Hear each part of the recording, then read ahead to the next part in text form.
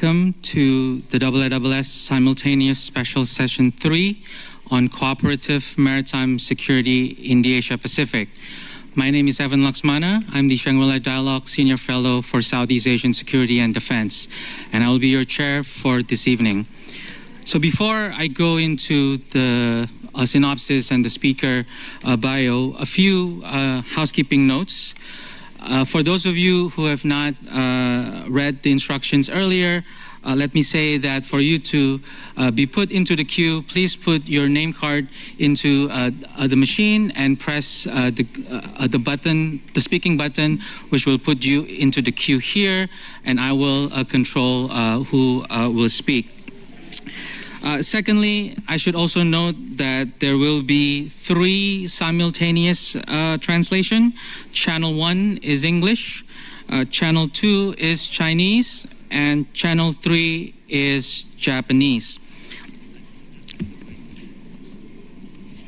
So, in terms of the session, it's, I think, entirely clear for all of us in the room that the maritime theater of the Asia-Pacific region faces numerous security challenges, from illegal fishing and maritime disputes to the strategic importance of seabed mining and critical underwater infrastructure protection. A more robust cooperative framework involving maritime law enforcement agencies, naval forces, and other stakeholders is becoming increasingly crucial. So this special session will discuss how security cooperation could be strengthened to tackle emerging surface as well as subsurface challenges across the maritime domain. Today, we are very honored to welcome 5 distinguished speakers to the panel. We have Admiral Sir Tony Ratican, who's Chief of the Defense Staff of the UK, Ricardo Montero Allende, the Undersecretary of Defense of Chile, Lieutenant General Le Quang Dao, Commander of the Vietnam Coast Guard, Admiral Suguchi Yoshio, Commandant of the Japan Coast Guard, and Rear Admiral Hu Gangfeng, Vice President of the National Defense University People's Liberation Army. So the speakers will speak first from my right. Admiral Suguchi, please. The floor is yours.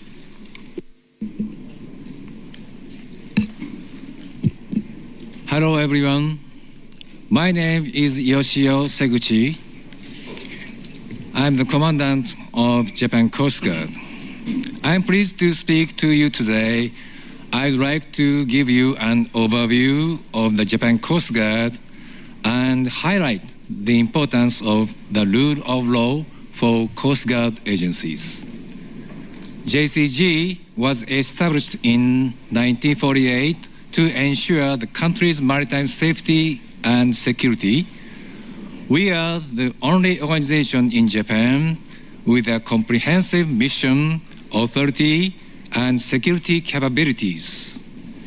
With over 14,000 personnel, 476 vessels, and 98 aircraft.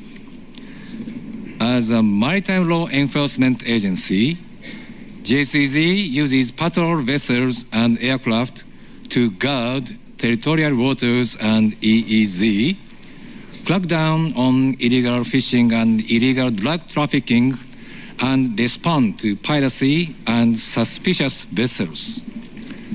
JCG has always been a non-military agency and does not carry out military mission. Japan's national security strategy says that the role of JCG is essential to the security of the country due to its coastal geography. The strategy also stresses importance of developing the Coast Guard capabilities, strengthening cooperation with the Japan Self-Defense Forces, and enhancing international cooperation with the foreign maritime law enforcement agencies to improve Japan's security. JCG and JSDF have maintained close cooperation under their respective roles sharing MDA information, and conducting various training exercises to respond to any situations, including search and rescue, natural disaster relief, anti-piracy measures, and response to suspicious vessels and gray zone situations. As maritime issues become more globalized and diverse, cooperation between maritime law enforcement agencies and related agencies, such as navies and maritime police, is beneficial in overcoming challenges. Using these capabilities and assets in a combined manner is highly effective. However, we must be thoughtful with issues regarding national sovereignty or interests, which can easily escalate into conflicts involving the use of force or armed intimidation when the status quo could be altered. In resolving security challenges, we must never escalate into armed conflict, nor abuse international law to infringe on the rights and interests of others. We must claim and act in good faith within the framework of international law and seek to overcome challenges by peaceful means.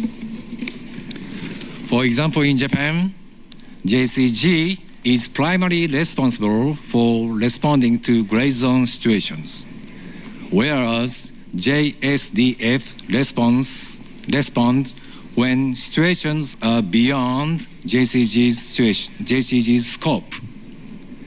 Each country has created or is creating the best framework for law enforcement agencies and naval forces to deal with various situations according to their security policies. Coast Guards are the first responders and frontline actors tackling maritime threats. That's why we must be guardians of the rule of law. So the role of Coast Guard in advancing the rule of law is even more crucial than ever. To uphold, maintain order based on the rule of law, and to prevent situations from escalating, it's essential to strengthen Coast Guard capability worldwide. At the same time, it's also important that all stakeholders work together to overcome maritime security challenges. Thank you very much for the opportunity to speak to you. I look forward to a fruitful dialogue. Thank you. Thank you, Admiral. Mr. Allende?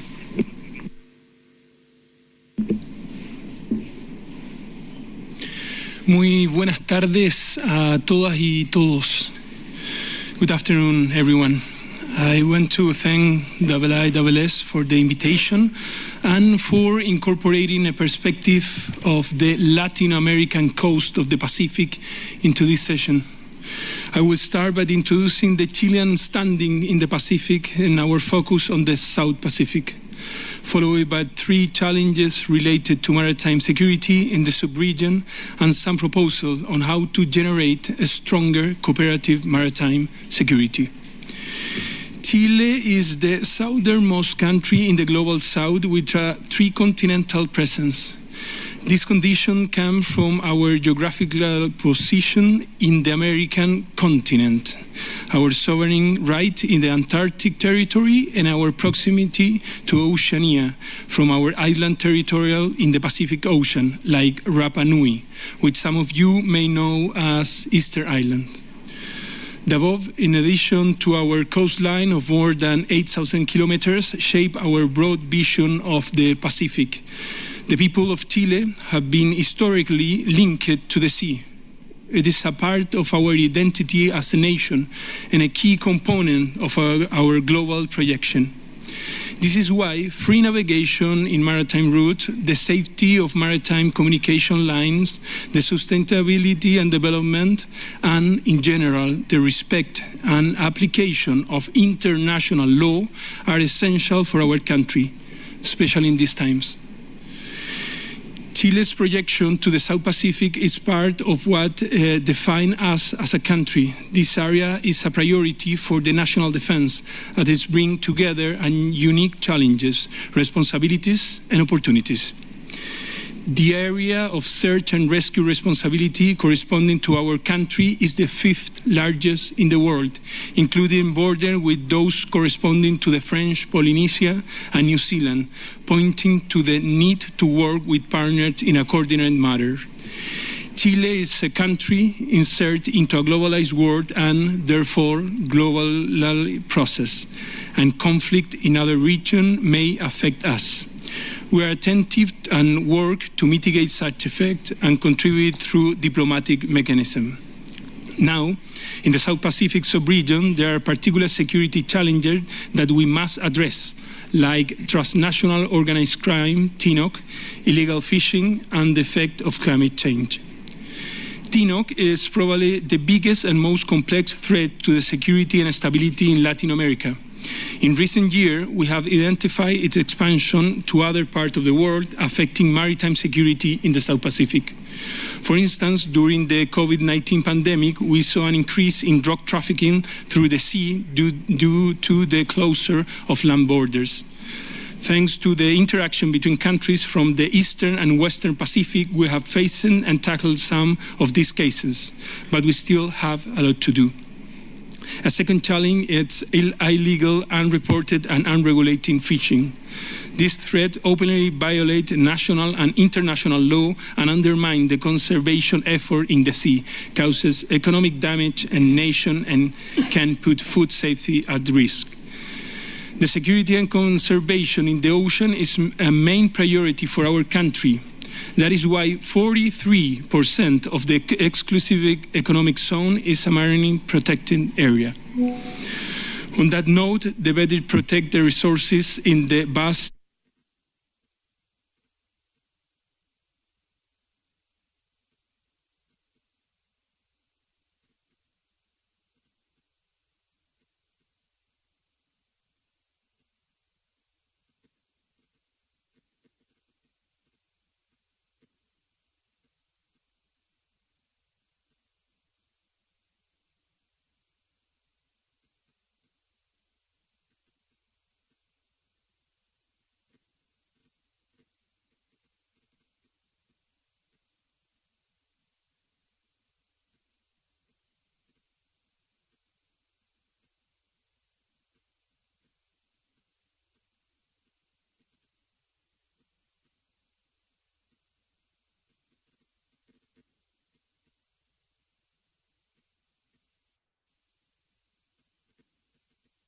cooperative frameworks on which maritime security have delivered tangible outcomes.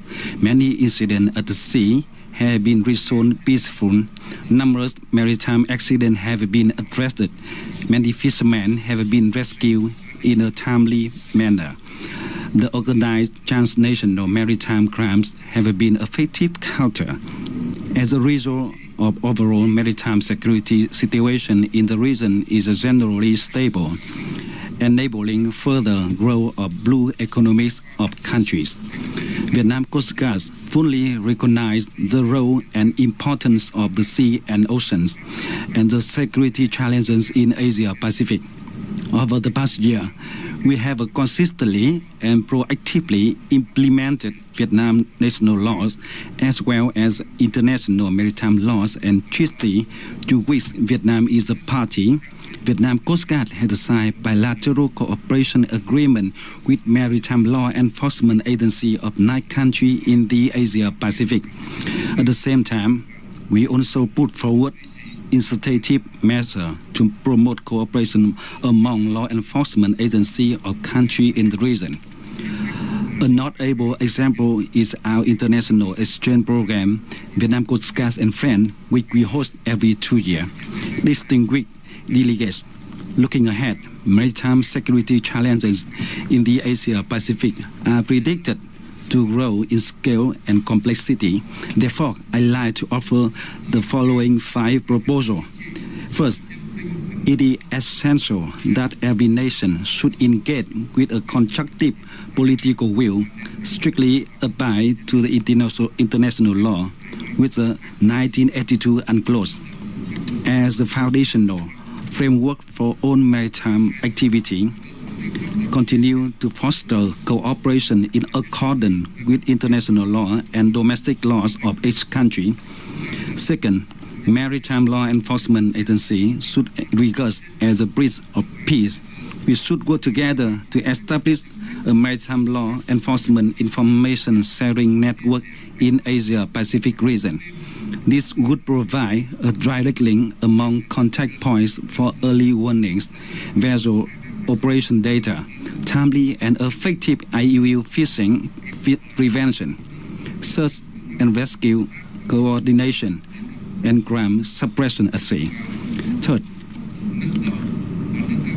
we should further elevating and improving the effectiveness of both bilateral and multilateral mechanisms, such as putting forward more feasible, impactful initiatives and can align with the varying capacity of broader range of participating countries.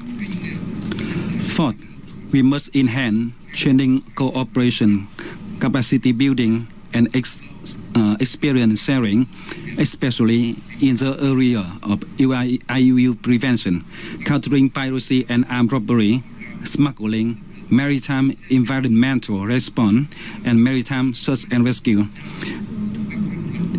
Fifth, promoting delegation exchange and joint activity to deepen mutual understanding and trust, which are the foundation for more effective and reliable cooperation.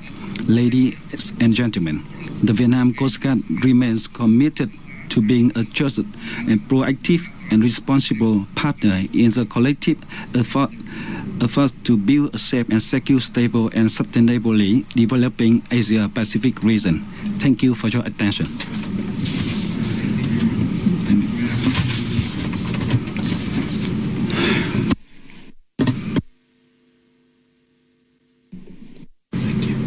Bevan, and good afternoon, everybody. It's good to be back at Shangri-La, and it's a privilege to be on such a diverse panel. My remarks involve 3 themes. First, in this era of contest and competition, when strategic stability is under threat, nations must still cooperate, and especially in the maritime domain. Second, even as we cooperate, responsible nations must stay true to their values and interests.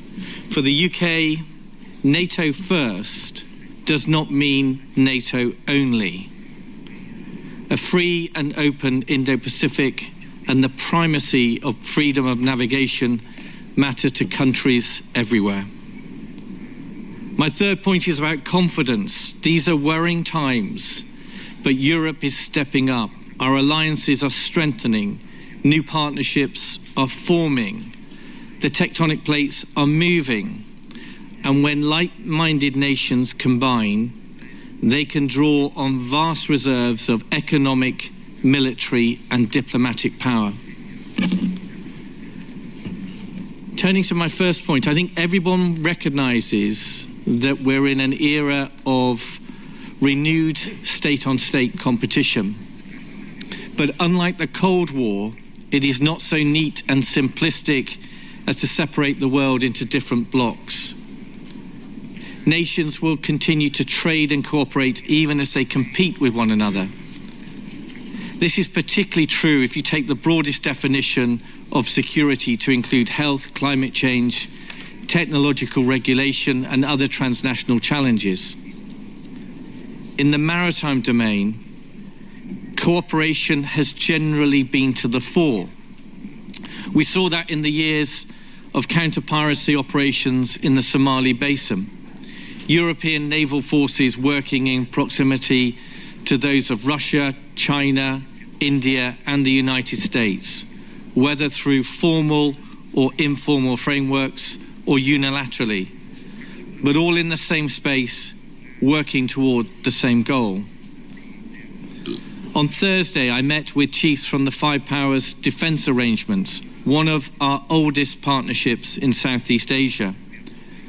At Shangri-La, I'm fortunate to have meetings with chiefs from many other allies and partners. Sailors, soldiers, aviators have a natural affinity with one another that transcends politics. This can prove vital when it comes to avoiding miscalculation and managing escalation and de-escalation amid cluttered and contested waters. Militaries have a special responsibility to ensure the lines of communication exist alongside government and diplomatic channels. That is a particular obligation for responsible nuclear powers. That is why I visited China last month to meet with my counterpart, General Liu. And these things do not happen lightly. They reflect the very highest governmental agendas. And they are always done in a way that is true to our values and interests. My second theme is that at the heart of British defence policy is the recognition that our security and prosperity is tied to the rest of the world. We are anchored in Europe. Russia poses the most acute threat. NATO will always be our foremost commitment. But our national interests do not stop at the Suez Canal. Britain is a permanent member of the UN Security Council, a G7 economy, a maritime trading nation, and this year marks the 5th anniversary of Britain's status as an ASEAN dialogue partner. Upholding the UN Convention on the Law of the Sea, and with it the principles of the freedom of navigation in this part of the world matters to us just as it matters in the English Channel. That is why Royal Navy ships exercise the right of freedom of navigation, including in the Taiwan Strait and the South China Sea. We are an active, responsible, and reliable partner in the shared cause of global stability. That is also why the British government has chosen to deploy the aircraft carrier HMS Prince of Wales to the Indo-Pacific this year. And the United Carrier Strike Group is in truth an international carrier strike group, incorporating ships and aircraft from many nations and following in the wake of similar deployments by both France and Italy. This brings me to my final point, the heft that we derive from our alliances and partnerships and why we can be confident. These are momentous times with a war in Europe and conflict in the Middle East. But just as momentous is the way the world is responding. Europe is stepping up. Defence spending in NATO is 30% higher than it was a decade ago, and it's set to rise even further, largely because of growing European budgets. Extraordinary conversations are underway on nuclear deterrence, on collective security and burden sharing, on industrial and societal resilience. President Putin's recklessness in invading Ukraine and the moral clarity and physical courage of the Ukraine people has done more than any other factor to bring this about. The woeful experience of Russian forces in Ukraine and the Black Sea and in the court of international opinion is a salutary lesson for any nation that is tempted to view the use of force as a means to achieving nationalistic political ends. In Britain, we are clear that the security construct that keeps us safe is our status as a nuclear power, our membership of NATO, and our close relationship with the United States. And we know we need to strengthen this construct and adapt to a more dangerous age. That includes the need to integrate cyber and space more closely alongside the traditional domains of land, sea and air, accelerating our adoption of uncrewed and autonomous systems to provide mass, lethality and persistence, developing strategic military-industrial partnerships like AUKUS that straddle East and West and benefit our security in the world and our prosperity at home. And above all, harnessing the immense strength that is to be found in our network of allies and partners worldwide. In sum, the domestic and international geopolitics of late has been turbulent, but we should stand strong, hold firm, and be confident of all we can bring to bear to manage these difficult times. Thank you. Thank you, Admiral. Rear Admiral Hu, the floor is yours.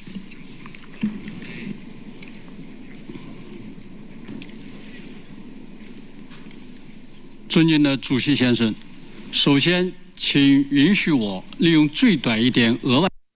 Give me some extra time, some minimum time to make a necessary response to some content of the previous speech involving China. Firstly, I do not accept the ungrounded accusation against China.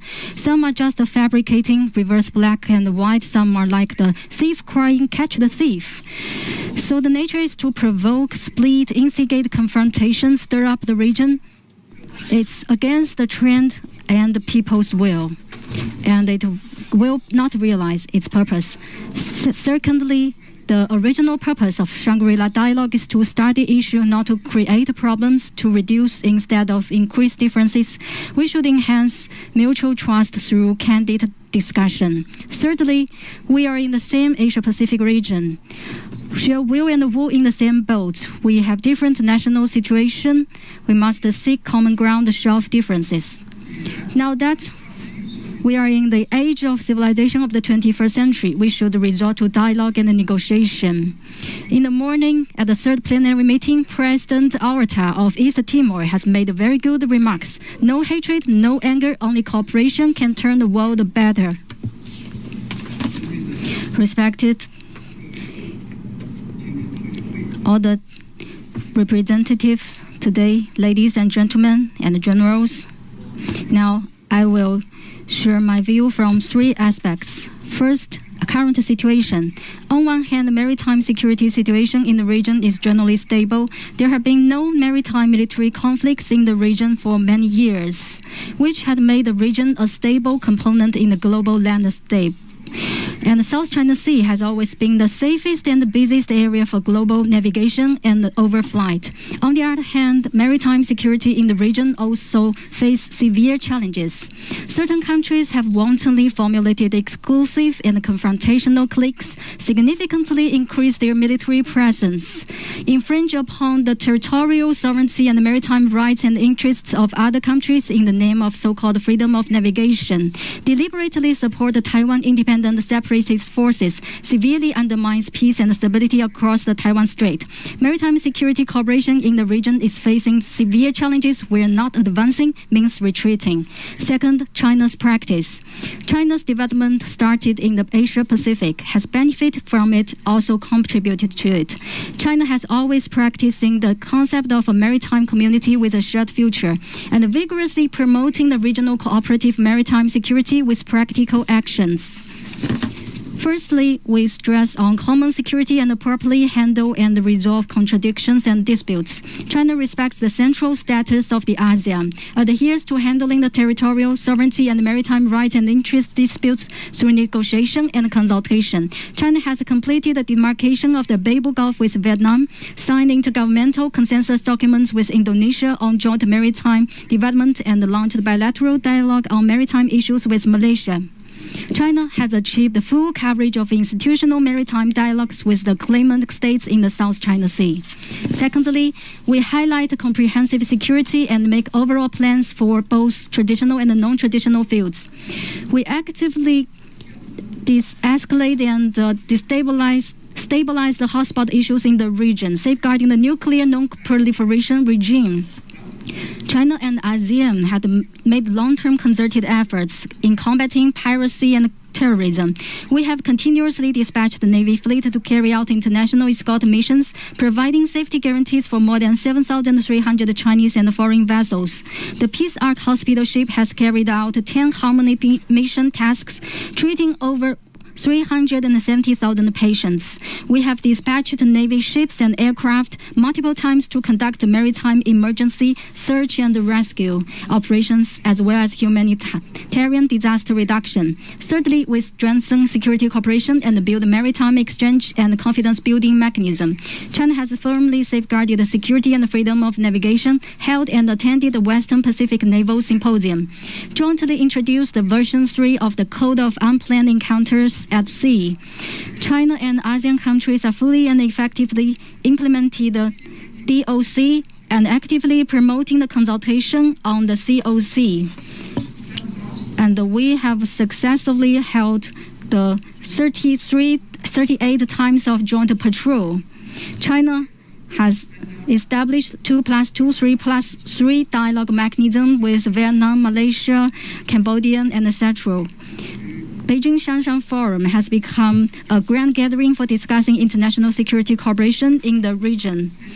Fourthly, we pursue sustainable security and promote peace and common development.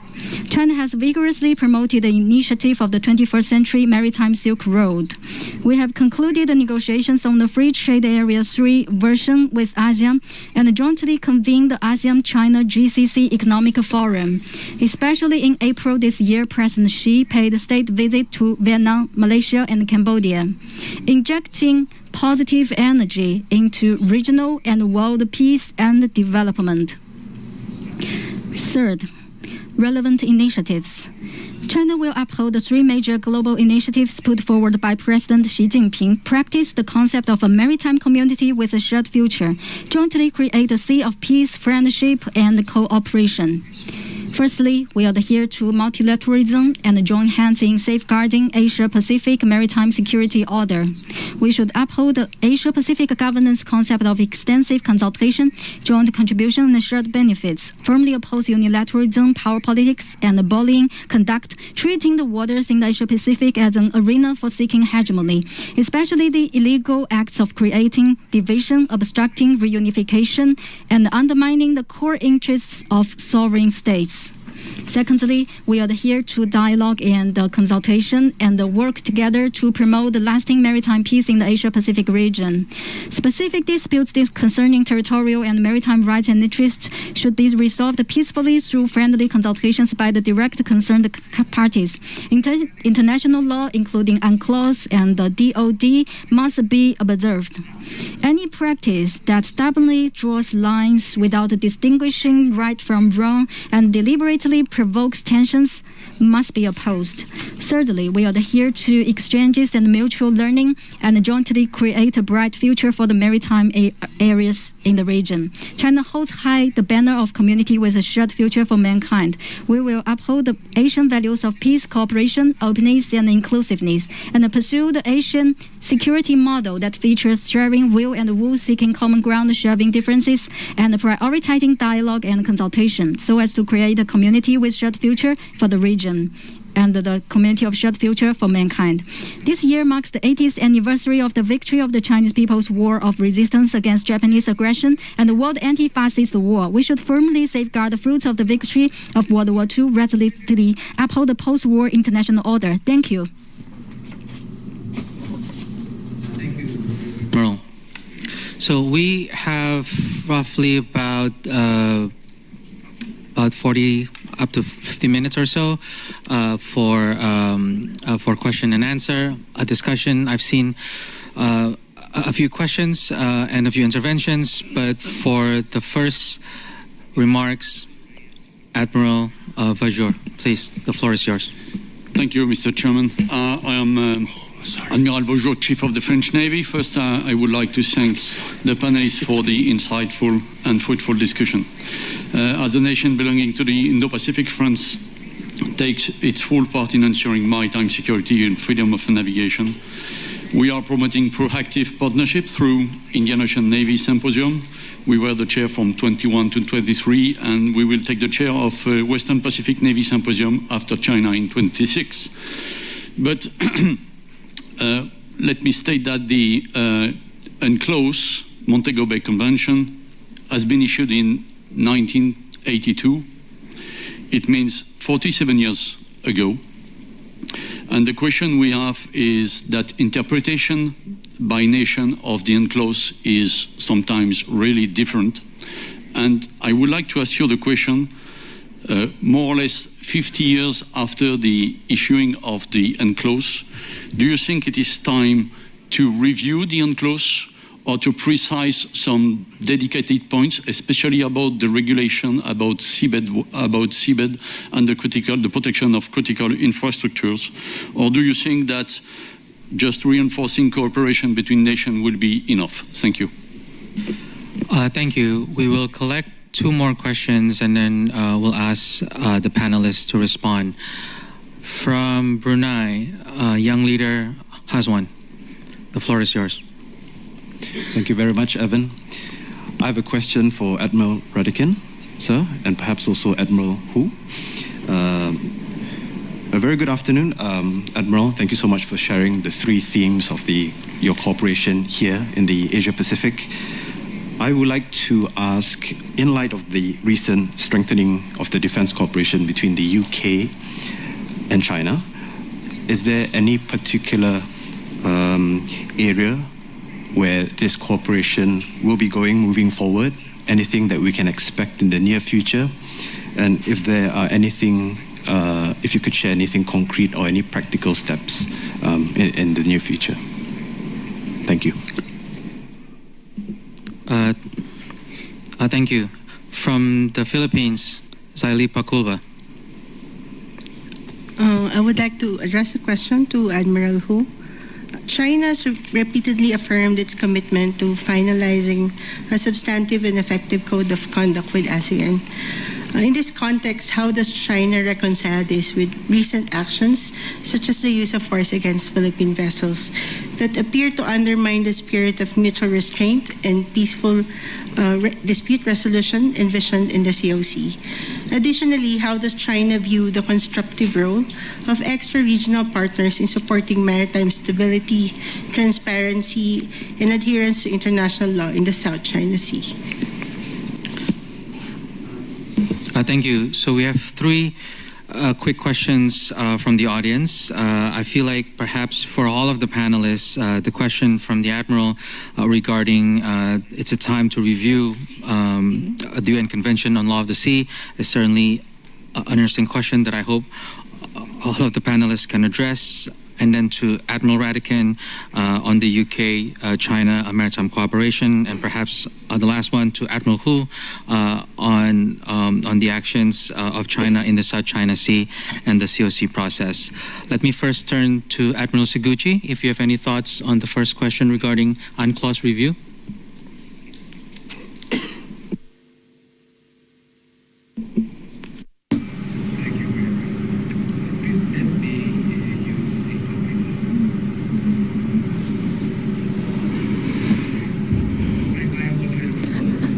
Since UNCLOS was established, it's been 50 years. Compared to 50 years ago and today, the environment facing the oceans has greatly changed. Whether it should be reviewed or not, let's put that aside, but we need to look into everything that's been done interim to see if there is a need for formal revision. Thank you. Mr. Allende?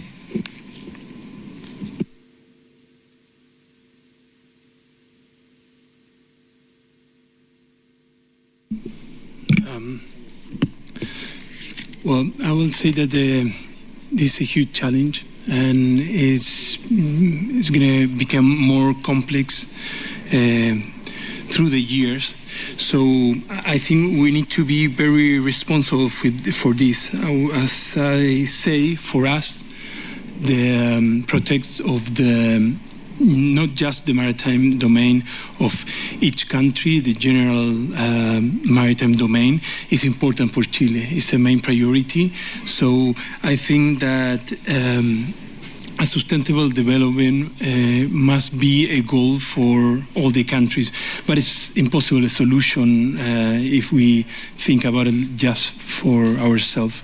So we really think that any treaty that can provide us a bigger framework in order to protect the environment and have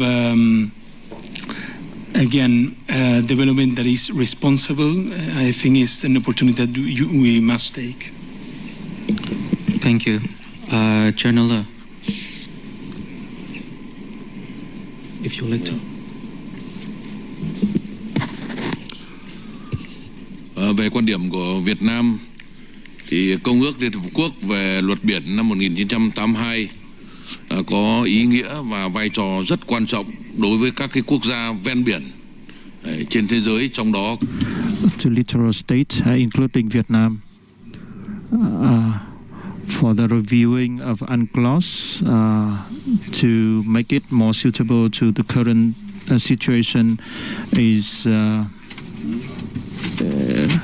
important, and Vietnam will be very careful in reviewing and suggesting as well as submitting our the content items that is related, so that interest of every countries in the world and it's in this region will be protected.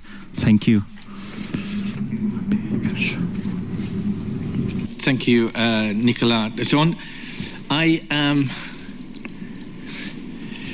would not be a fan of going back and starting all over again. I think that might be quite risky, quite chaotic, create all kinds of opportunities for even bigger arguments.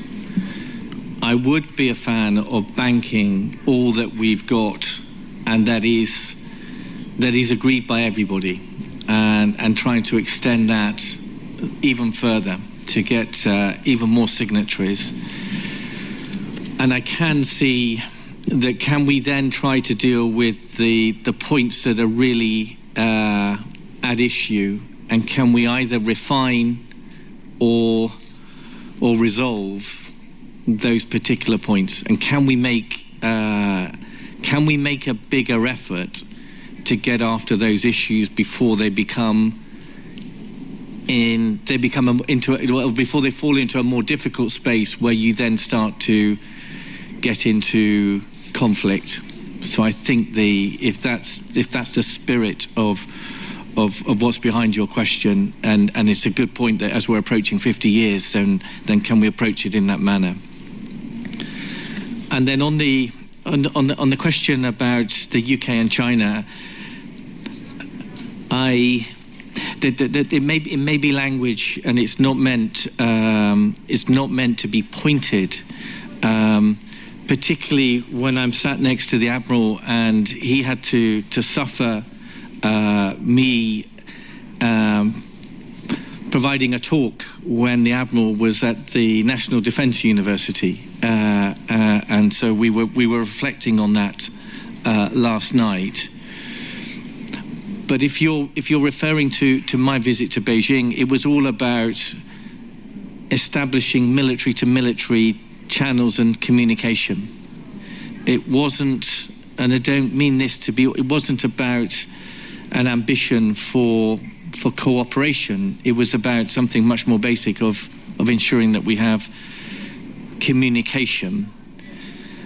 And as part of that conversation with General Leo, we both thought it appropriate that we should keep those conversations private. But I hope he won't mind me saying that part of the theme of that conversation when we're talking about the UK operating in this region was a reinforcement that when we operate in the region, we do it in a very transparent way.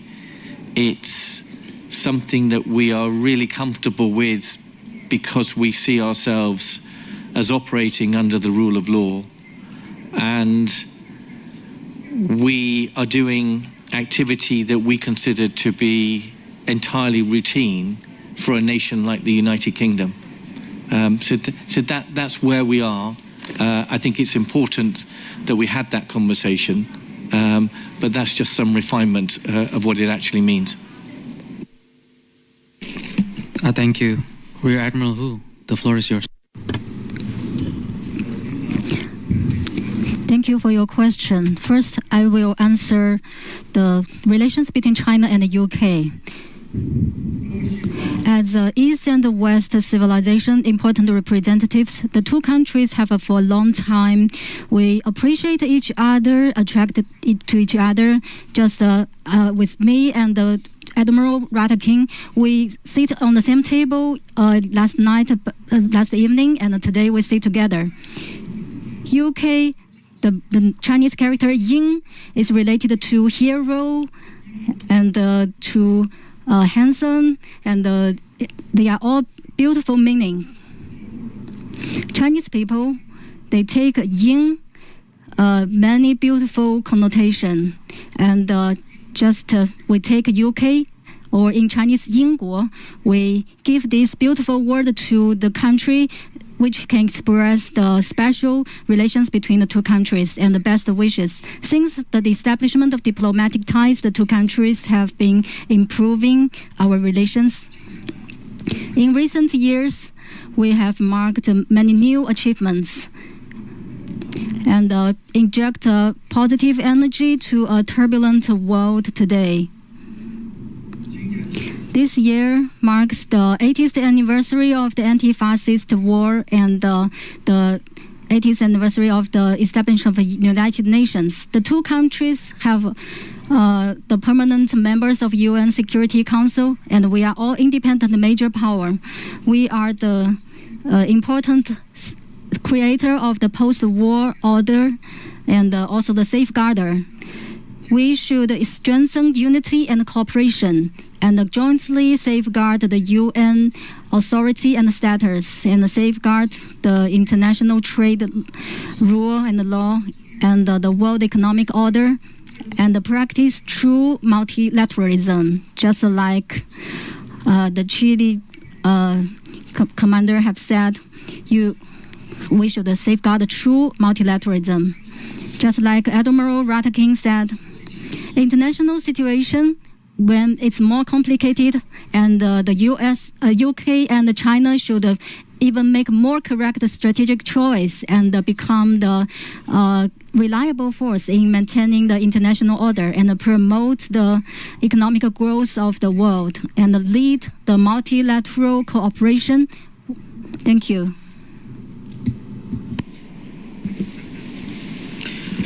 Thank you. So for the next round of questions, I'll try and take maybe 4, and then we'll have the panelists respond again. From the young leader and from Japan, Riho Aizawa. Thank you very much for this opportunity. So some analysts have suggested that a future conflict could begin with an accidental issue or accidental incident at sea. So to all the panelists, what efforts are most needed to prevent such accidents from escalating into a broader conflict? For example, do you see the development of communication mechanism, especially between Coast Guard agencies, as a critical step? Because while military-to-military frameworks like CUES, code for unplanned encounter at sea, or mil-to-mil bilateral mechanism do exist, but Coast Guard to Coast Guard arrangements seem to be less developed. So I do appreciate any ideas for preventing accidents from escalating into a broader conflict. Thank you. Thank you. From the United Kingdom, Richard Lloyd Perry. Thank you. Question for Admiral Radakin. You said that although it's NATO first, it's not NATO only. So I wanted to ask you what you thought of the remarks this morning by Secretary Hegseth, where he said he would prefer it for European nations to stay in Europe and concentrate on the defence of Europe. It's also been reported that Elbridge Colby has told UK officials as I understand it, that this isn't really a moment to be sending aircraft carriers out to Asia. Given that there's a war in Ukraine, in Europe, and that military forces are overstretched anyway, don't they have a good point there? And then a very quick question for Admiral Hu. How do you feel about this British aircraft carrier coming to your region? You said that Britain has a very beautiful name in Chinese. How do you feel about this powerful ship not so far off your waters? Thank you. Thank you. From China, Yuan Ma.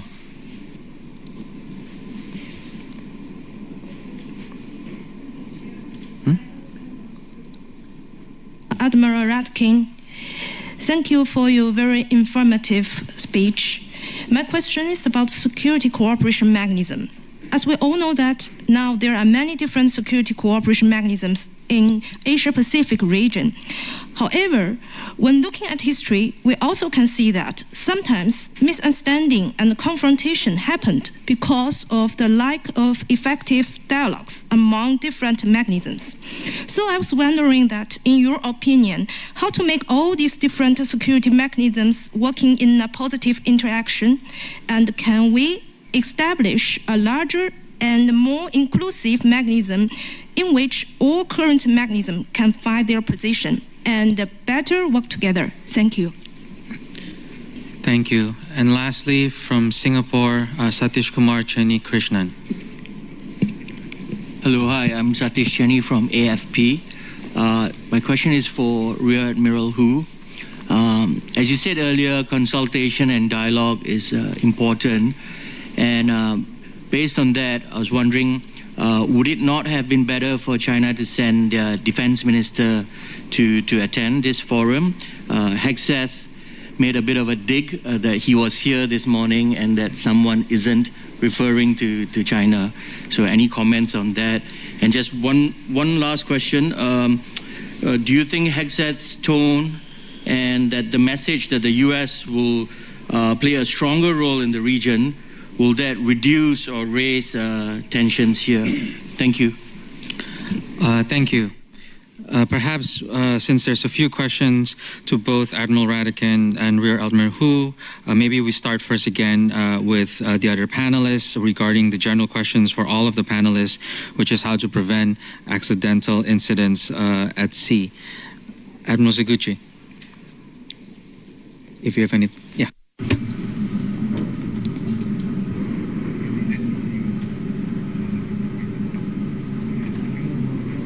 As I mentioned earlier,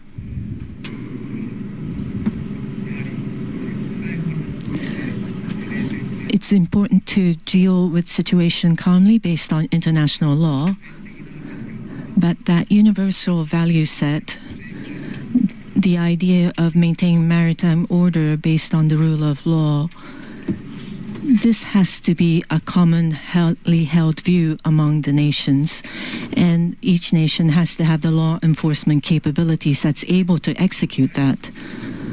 For that purpose, it's not enough for one nation alone to act, so it needs to be done within a bilateral or a multilateral framework, and best practices should be shared among them so that they can have a common mindset with regards to value so that they can act. In the case of Japan, we not only have bilateral frameworks such as this, but regional as well as global Coast Guard summits that we have been organized.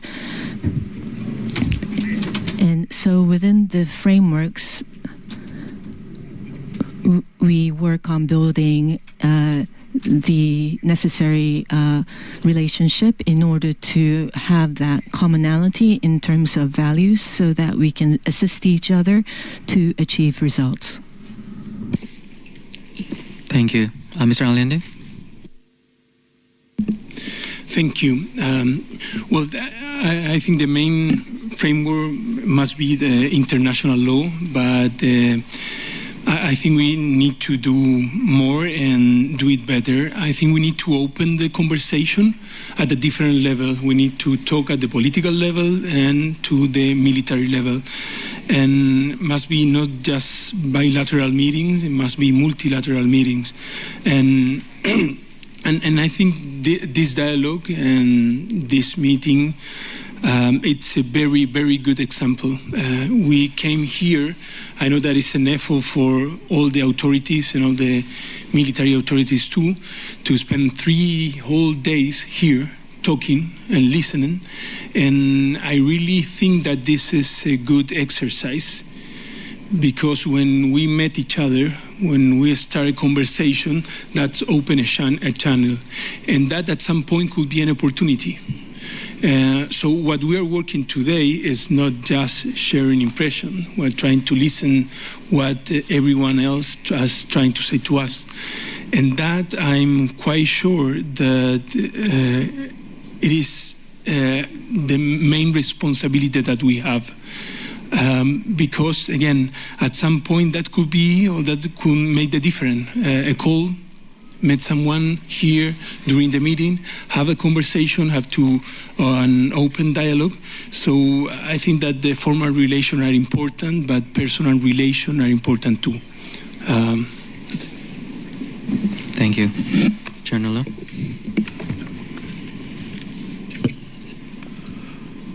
Ở Việt Nam rất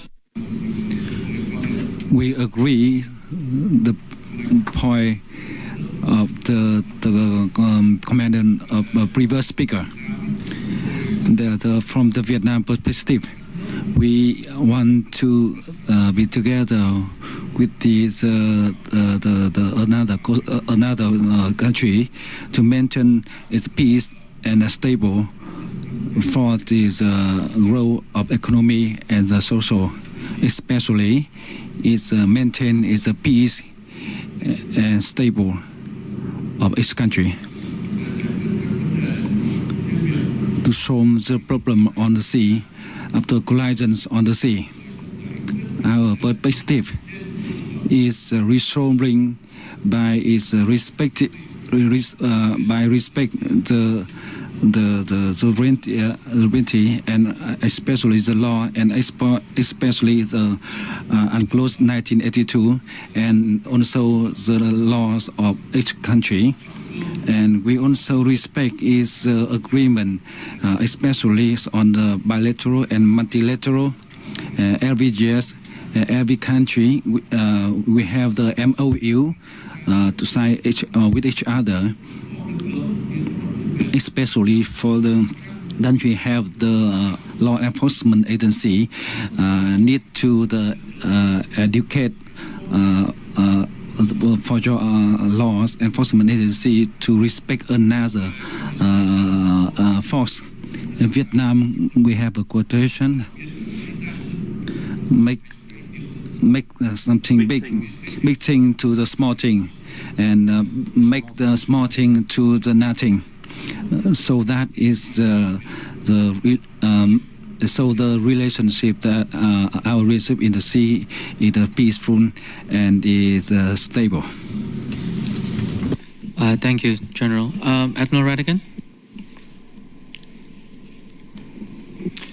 So, thank you, and if I take the first question and the third question together, because they sounded very similar to me.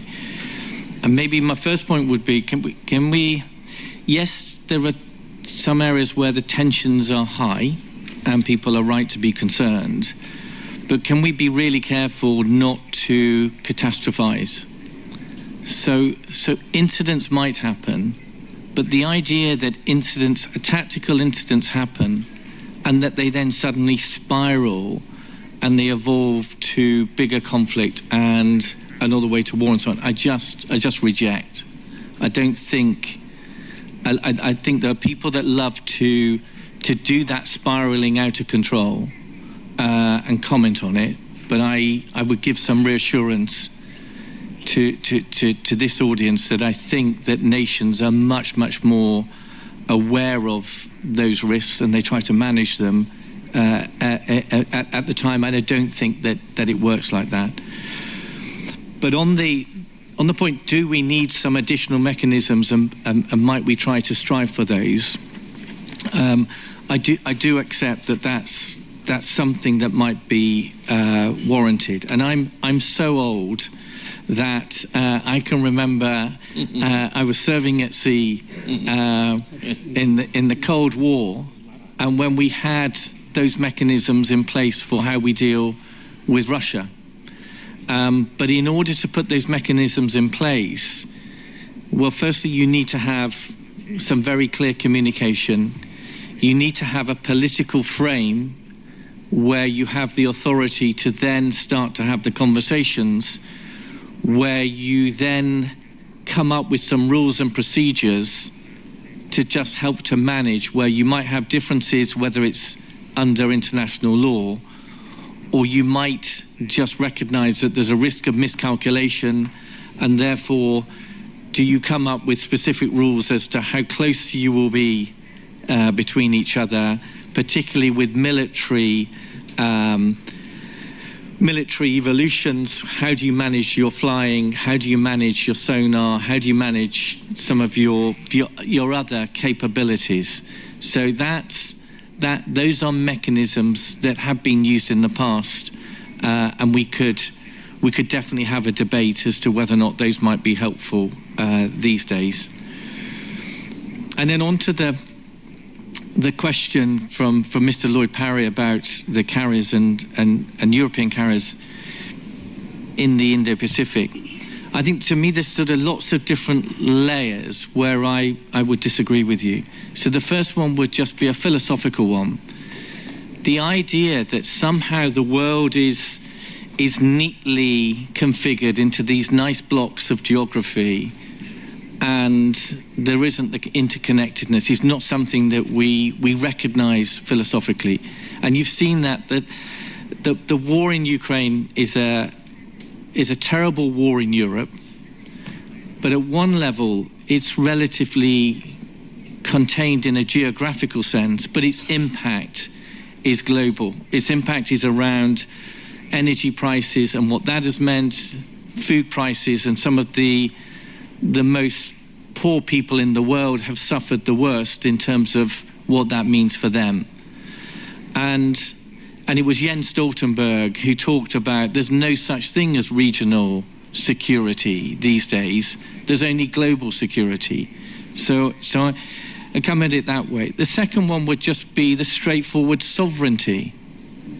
I take my orders from a UK government, and we're a P5 nation, we're a nuclear power. The government's highest priority is economic growth, and therefore in a region that has 40% of the world's GDP, and that's increasing, and with a country that is fortunate to be the 6th largest economy in the world, and is also fortunate to have a whole raft of partners and allies in this part of the world, I think I've got instructions from a government which are very similar to the last government, which expects the UK to be in the Indo-Pacific. And there are a whole raft of other reasons why we should be here, diplomatically, culturally, but to just see it through the narrow lens of an aircraft carrier, I think is not correct. And it's some of those other big things, like being a dialogue partner within ASEAN. It's also about being in CPTPP and what that means. So there's a sovereignty, UK national interest question. That's not to be dismissive about our relationship with America and what that means. But I may have heard Secretary Hegseth differently, because I think he said yes to European carriers being in the Indo-Pacific, and he reflected something that matched his speech, and which I know that Admiral Paparo really welcomes, and that is whether it's an Italian or a French or a UK aircraft carrier, it adds to this broader tapestry of Western powers and their focus on the region, and that might present some dilemmas for those that are uncomfortable with us being in the region, and some of the other language that Secretary Hesketh reflected. And then I come to some straightforward practical points. Europe is not bereft of aircraft carriers. There's a French one, there's an Italian one, there's another British one. There are American ones that are in the area as well. So that's a sort of starting point. The second one, we have no plans to use our aircraft carrier in the Russia-Ukraine context. And I don't think that we have any expectation that Russia-Ukraine is going to suddenly erupt into something that is pressing us with our aircraft carrier. And if you say, well, actually, we're a stressed military and so on, the marginal cost of sending an aircraft carrier is £75 million. Because all of the things that we're doing, embarking an air wing, the real journey that we're on, which is to declare the UK as being a carrier nation again and at full operating capability, we would have to do in Europe with those jets. And we probably have to go to America to do the highest level exercises called Red Flag, where you really test your 5th generation capabilities. And on this occasion, we're going to a phenomenally sophisticated exercise that Australia has developed called Talisman Sabre, that fully allows you to then test your 5th generation capabilities. And there aren't many places in the world that you can have that operational prowess. And then my final point, which might be an amazing insight from an admiral, ships float and move, and that actually they go to places, and if they need to, they can turn back and return, and you're talking about 6 weeks. That if I look at the other parts of the UK Armed Forces and their readiness, the time it would take a brigade to fully move from the UK to just Eastern Europe, and never mind the time it would take a division to move from the UK to Eastern Europe, then I'm really confident that the aircraft carrier could join the other aircraft carrier that we've got in Europe. So it's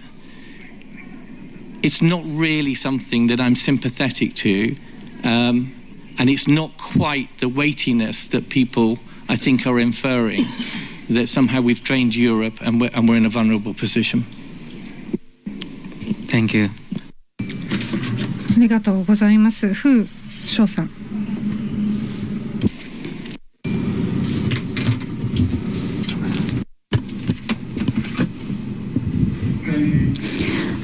As for the UK aircraft carrier to this region, this is an interesting question. I'm willing to answer this question. As a man also used in Navy uniform, I'd like to focus on the military perspective to discuss this question. First, how can we view this issue? Navy fleet or Navy ship is the most mobile service. It is very mobile. It's the feature of this service. So in the ocean, the mobile deployment or exercise is a basic nature. Only if we apply or deploy it well, the ocean covers 70% of the world. Then the Navy ship navigate on the ocean. It can safeguard peace, promote friendship, just like the 15th century's China's ancient general Zheng He He led the most powerful fleet and went to the Indian Ocean for 7 times. He promoted the spread of advanced technology, promoted friendship with other countries, and received the best wishes from other countries. So I feel it is not strange, not surprised, and it's no big deal. Second, how we think about it. Just like Admiral Radakin said, Navy ship navigate on the ocean, especially to the near sea or far sea, to near other countries. They take quite a risk. It may cause some misunderstanding, miscalculation, or even cause some friction. Even if, just like Admiral Radakin said, maybe at the beginning it has no bad purpose. Just like some war broke out in the region, you feel surprised. It is unexpected. But in the logic sense, your military force, once sent there, the risk will definitely increase. This reminds me of a book. Written by the University of California professor in computer technology. His name is Julia Paul. He is the scholar of the U.S. Science Academy. He has written a book of why. The core opinion in his book, the cause and effect, is how differentiate human and other species. That's how human evolved into an intelligent creature. It's the basic cause and effect. So from sending the Navy ship to a very far place or the near close water of other countries or enter the territorial water of other countries, it may inevitably contain some risk, lead to some severe situation. There's the possibility. So that is the effect. So it is a logic of cause and effect. Thirdly, how can we deal with it? I think if we analyze well the cause and effect, we should to eliminate the risk fundamentally in the air and the sea. Firstly, the purpose is to safeguard peace. We should not provoke or violate international laws or infringe upon others' country's security, order, and stability. Not to provoke other countries' sovereignty, security, and developmental interests. Secondly, technologically speaking, we should strictly control the frontline military activities. Just as I have mentioned, the air and the sea activities, we have some international rules. China also actively promotes and signed the third version of the Western Navy. These rules we should strictly comply with, that we can stop the conflict or friction. In one word, every serviceman or experts or even civilians should embrace a vision of building a community of shared future for mankind and a maritime community of shared future and in Asia-Pacific region. This is the responsibility of our times to everyone. In our historic book or in some TV works, we can see the World War I and World War II. That is miserable experience for mankind. So we should never forget such misery. We should make joint efforts to build peace and make efforts. Thank you. Thank you, Rear Admiral. So we have only about 11 minutes and I got about 11 questions, so that seems unlikely that we'll get through all of them. So I apologize if I cannot get to everyone. But what I'd like to do is perhaps gather just only 3 last questions, and please keep it short if you can, 2-sentence max, and then we'll have all of the speakers a chance for one last time to provide very short responses and concluding remarks for about a minute or so. So again, please keep it short and no more than 2 sentences, please. From Japan, Atsushi Okudera.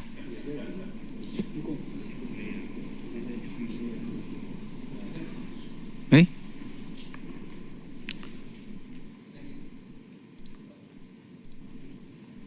Thank you so much to Admiral Fu.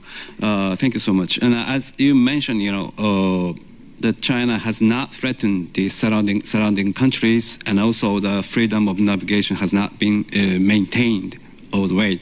But if we listen to the U.S. and Philippines, we listen to the different story.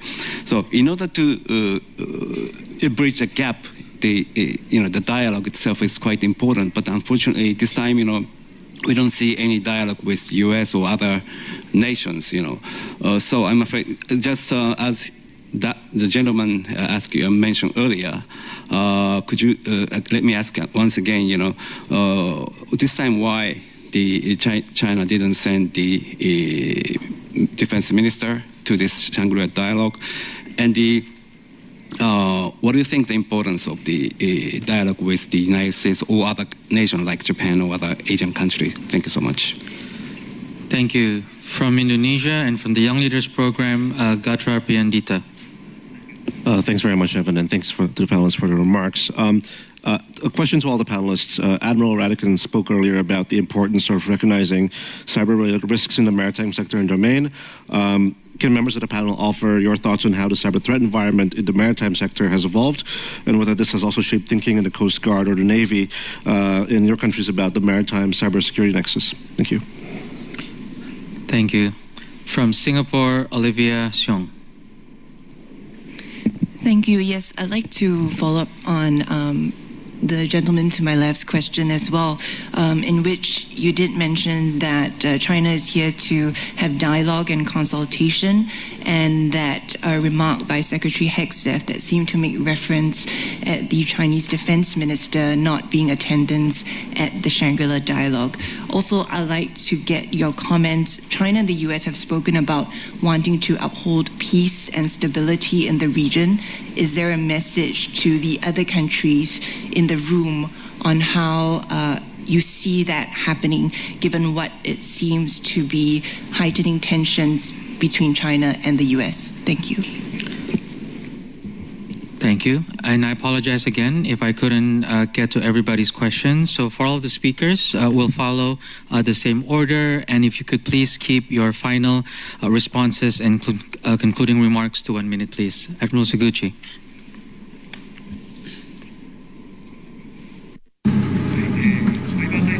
With regards to cyber matters, communication on the seas has seen great advances in terms of technology, using satellite and so on. But this issue is not something that can be resolved by Coast Guard agency alone. But various relevant agencies within Japan needs to come up with cybersecurity measures, and that is what Japan is doing. Thank you. Mr. Allende? We have a lot of questions in just a few minutes. Thank you very much to IISS for the organization and for let us show our perspective from Latin America. Thank you. Janula?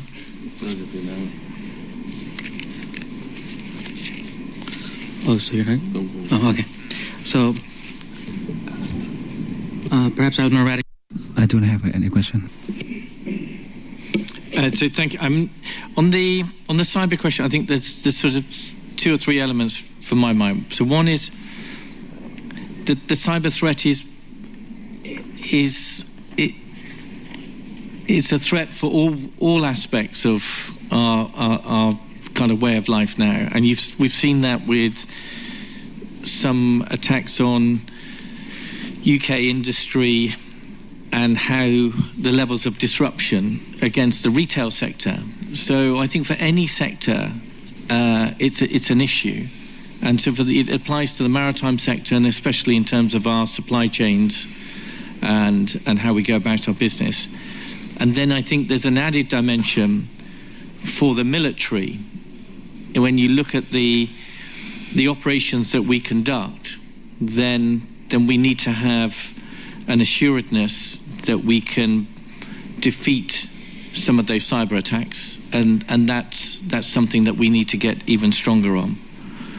And then to the question, I'm not, again, the final question, I'm not too sure that I would agree that I would jump to that there's heightened tension between China and the USA. Again, I think that for all of us, it's about being responsible nations, it's about being transparent, it's about following the rules that we all acknowledge, and being really strong in how we go about that, and playing down the catastrophizing, and that actually there's a heightened tension because of speech A, which is on the back of speech B, and so on. I'm very cautious about those commentaries. Thank you. Rear Admiral Hu, the floor is yours. I will answer focusing on one question. We always think that the Shangri-La dialogue is a platform for all sides to discuss the Asia-Pacific security cooperation. So China attached great importance to this platform. We have for many years sent the delegation to this dialogue. Actually, every time we sent the delegation on different levels. This is completely a normal work arrangement. It will not affect our the explanation of our national defense policies, ideas, and the communication with others, or enhancing mutual trust. Objectively speaking, today I'm entrusted by our side to express our ideas. I think everyone may hear clearly our true thinking. Thank you. Thank you so much, Rear Admiral Hu. Certainly, I think today we've heard a very strong set of diversity of the maritime security challenges. I think the importance of the diversity of perspectives on those issues, as well as the diversity of partnerships and relationships that we seek to build to address those challenges. But hopefully, we also focus on a constant rule of law at the international level and in the maritime domain. So thank you very much for coming. Please give a big round of applause to our speakers today.